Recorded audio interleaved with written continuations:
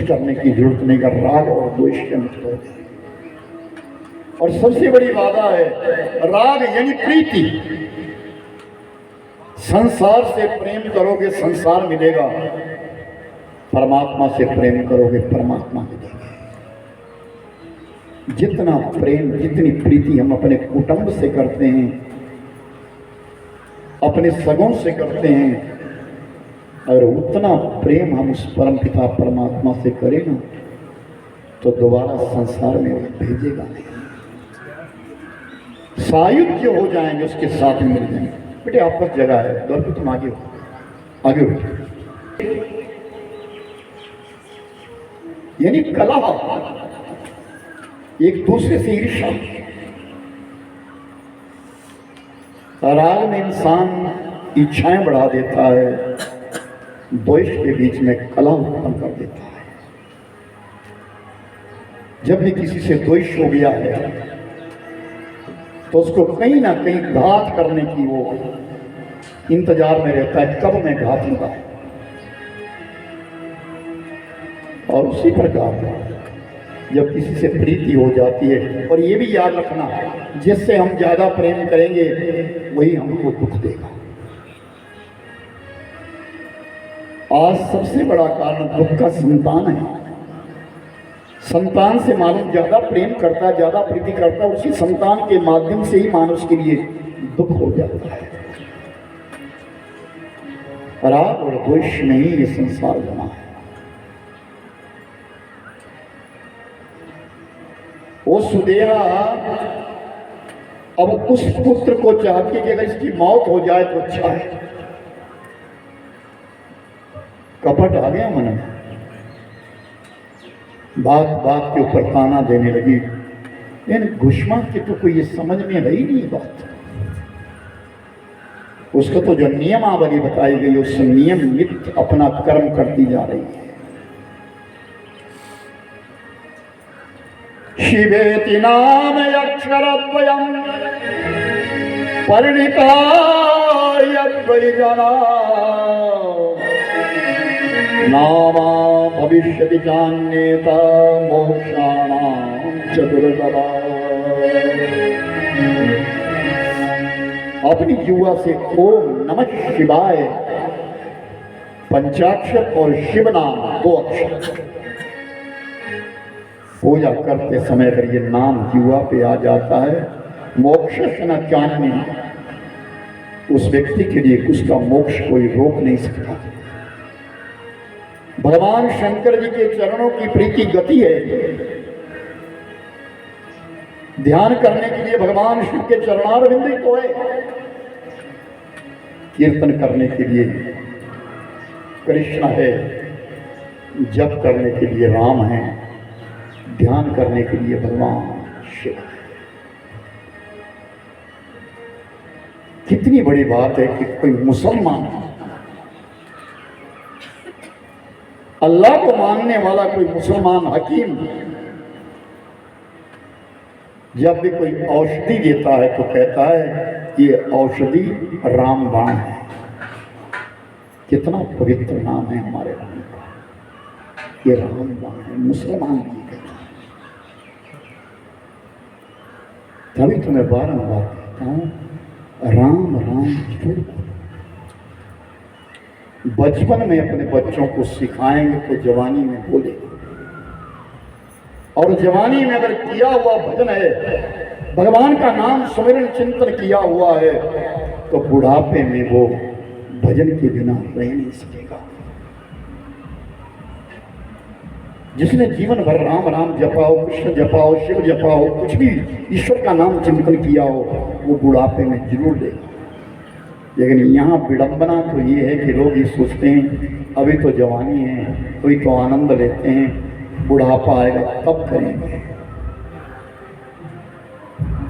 लेकिन ये क्या है, सच्चाई है कि क्या हम बूढ़े होंगे? और जिसने भरी जवानी में भजन नहीं किया, जिसने बचपन के जिसके अंदर संस्कार नहीं डाले, वो बुढ़ापे में भजन कर ही नहीं सकता। आप कौन देते रहोगे? पीछे से ढोल बजना शुरू हो गया, क्योंकि मेरा दिमाग उधर चला जाए। घुष्मा के अंदर ना द्वेष है ना राग है, वो उतना प्रीति भी नहीं कर रही है। उसे एक ही प्रीति है, प्रेम है कि जो मेरा नियम है वो परिपक्व होना चाहिए। गुरु महाराज ने जो ज्ञान दिया था कि बेटी सुन, भगवान का भजन करना और इसी से तू भवसागर से पार हो जाए। उस पुत्र का विवाह हो गया और सुदेहा से ये सहन नहीं हुआ। एक रात्रि में उस पुत्र को, सोए सोए पुत्र को उस सुदेहा ने मार दिया और काट दिया। प्रातःकाल पुत्र वधू जब उठी तो देखा तो सारा बिस्तर गिल्ला है, लेकिन उसका पति वहां नहीं है। और उस सुदेहा ने उस शरीर को, उस पुत्र के शरीर को काट करके थैले में भर करके उसी सरोवर में प्रवाहित कर दिया है, वहीं डाल दिया है जहां घुष्मा शिवलिंग प्रवाहित करती थी।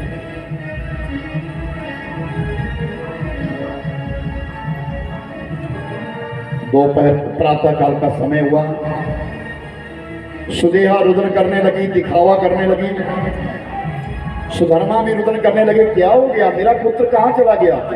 पुत्र वधू भी रुदन करती है, लेकिन घुष्मा ने रोया नहीं। घुष्मा उठी, नित्य प्रति की भांति मिट्टी लेकर के आई, मिट्टी को गूथा और पार्थिव शिवलिंग 100 शिवलिंग बनाए, उसी प्रकार पूजा करी और पूजा करने के पश्चात फिर मस्तक पर उठा करके उस सरोवर में ले गई। एक एक शिवलिंग को प्रवाहित करती चली गई और आखिर में जब 100 शिवलिंग प्रवाहित कर दिए और जब मुड़ने लगी, पीछे आने लगी, तो आवाज आई, घुष्मा रुको, देखो तुम्हारे पीछे तुम्हारा पुत्र खड़ा। और घुष्मा ने देखा सचमुच एक तरफ भगवान शिव खड़े हैं, जो पार्थिव लिंगेश्वर जब डाले थे उसी स्थान के ऊपर भगवान शंकर जी प्रकट हुए हैं और सामने उनके वो बेटा खड़ा है।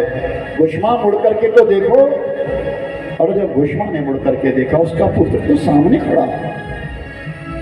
बोलिए शंकर भगवान की जय।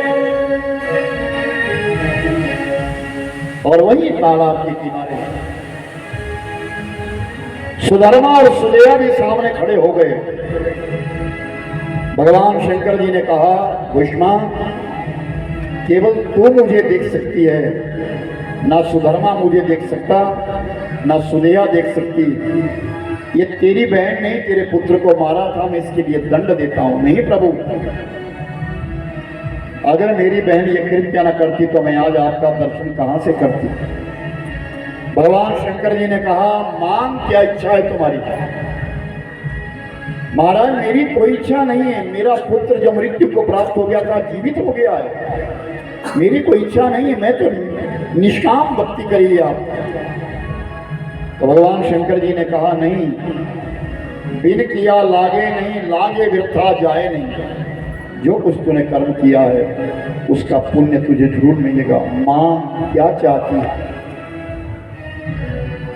तो घुष्मा ने कहा, प्रभु अगर आप देना चाहते हैं ना, जिस शिवलिंग से आप प्रकट हुए हैं इसके साथ मेरा नाम जुड़ जाए और जो कोई भी यहाँ इस शिवालय में आए, यहाँ पर आकर के स्नान करे, ध्यान करे और आपका नाम जप करे, प्रभुवर वो कभी अपनी संतान से वंचित ना हो, अपनी पूर्णायु लेकर के वो भवसागर से पार हो जाएंगे। तो भगवान शंकर जी ने कहा, घुष्मा इस शिवलिंग का नाम, इस ज्योतिर्लिंग का नाम, ये 12वां ज्योतिर्लिंग होगा, इस शिवलिंग का नाम जो है घुष्मेश्वर महादेव होगा और यहाँ का नाम शिवालय पड़ जाएगा। जो भी शिवालय में आएगा घुष्मेश्वर का दर्शन करेगा वो भवसागर से मुक्ति पाएगा। बोली सच्चिदानंद भगवान।